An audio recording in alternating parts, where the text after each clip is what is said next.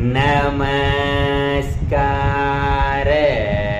ಮೋದಿ ಫಾಲೋವರ್ಸ್ಗೆ ನೀವೆಲ್ಲ ಅಂಧಭಕ್ತರು ಎನ್ನುತ್ತಿರಬೇಕಾದರೆ, ಅಂಧಭಕ್ತರು ಎಂದು ಹೀಯಾಳಿಸುತ್ತಿರಬೇಕಾದರೆ, ಆ ಅಂಧಭಕ್ತ ತನ್ನ ನೆಚ್ಚಿನ ವ್ಯಕ್ತಿಯನ್ನ ಅಖಂಡ ಭಾರತದ ಪ್ರಧಾನಿಯನ್ನಾಗಿ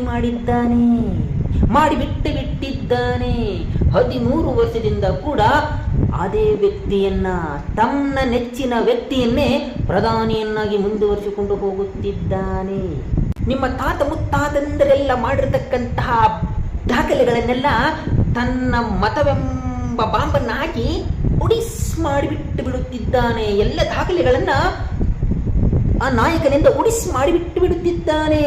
ಅಂತಹ ಒಂದು ಯಕಶ್ಚಿತ್ ಅಂಧ ಭಕ್ತ ತನ್ನ ನೆಚ್ಚಿನ ವ್ಯಕ್ತಿಯನ್ನ ಈ ಅಖಂಡ ಭಾರತಕ್ಕೆ ಪ್ರಧಾನಿಯನ್ನ ಮಾಡಿರಬೇಕಾದರೆ, ನಿಮ್ಮ ತಾತ ಮುತ್ತಾತಂದರು ಮಾಡಿರ್ತಕ್ಕಂತಹ ಎಲ್ಲ ದಾಖಲೆಗಳನ್ನ ಒಡಿಸ್ ಮಾಡಿಸುತ್ತಿರಬೇಕಾದರೆ, ನೀವು ದೇಶಭಕ್ತರಲ್ಲವೋ, ರಾಷ್ಟ್ರ ಭಕ್ತರಲ್ಲವೋ?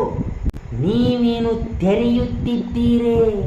ಶಾ ಶಾ ಶಾ ಇಲ್ಲ, ಯಾರ್ವರ ಶಾವಿಗೆಯನ್ನ ಪಾಯಸವನ್ನು ನಮಗೆ ಮಾಡಿಕೊಂಡು ಕುಡಿಯುತ್ತಿದ್ದೀರೇ? ನೀವು ನಿಮ್ಮ ನೆಚ್ಚಿನ ನಾಯಕನಿಗೆ ಬಾಯಿ ತುಂಬ ಉಣ್ಣಿಸಿ, ಅಂದರೆ ನಾನು ಹೇಳುತ್ತಿರುವುದು ಕೇಳಿಸಿಕೊಂಡು ಬಿಟ್ಟು ಬಿಡಿ, ಅಂದರೆ ಮತವೆಂಬ ಊಟವನ್ನ ಉಣ್ಣಿಸಿ ನಿಮ್ಮ ನೆಚ್ಚಿನ ನಾಯಕನನ್ನ ಪ್ರಧಾನಿಯನ್ನಾಗಿ ಮಾಡುವುದು ಯಾವಾಗ? ಬುರಿ ಅಂಧಭಕ್ತ ಎಂದು ಅವರ ಕಕ್ಕಸವನ್ನೇ ತಿಂದುಕೊಂಡು ಫೇಸ್ಬುಕ್ನಲ್ಲಿ ಬರೆದುಕೊಂಡಿದ್ದರೆ ಸಾಲದು, ಇನ್ಸ್ಟಾಗ್ರಾಮ್ನಲ್ಲಿ ಒಂದು ರೀಲ್ಸ್ ಮಾಡಿದರೆ ಸಾಲದು.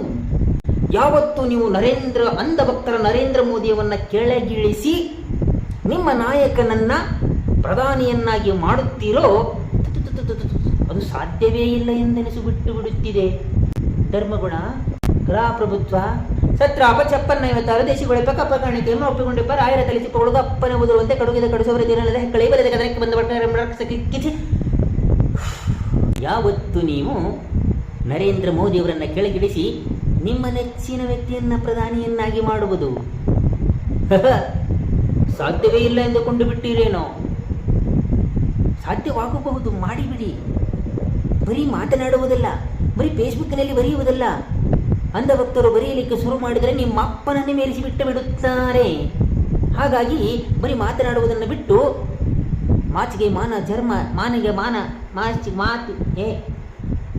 ಧರ್ಮಗುಣ, ಕಲಾಪ್ರಭುತ್ವ, ಸತ್ರಾಪ 56 ದೇಶಗಳಿಪ್ಪ ಕಪ್ಪ ಕಾಣಿಕೆ ಒಪ್ಪಿಕೊಂಡಪ್ಪ, ರಾಯರ ತಲೆ ಚಿಪ್ಪುಗಳು ಗಪ್ಪನೆ ಉದುರುವಂತೆ ಕಡುಗಿದ ಕಡು ಶಿವರ ಧೀರನಲ್ಲದೆ ಹೆಕ್ಕಳಿ ಬರದೆ ಕದನಕ್ಕೆ ಬಂದ ಬಕ ಹಿಡಿಂಬರ ರಕ್ಕಸ ಕಕ್ಕಿಸಿ ಧಿಕ್ಕರಿಸಿ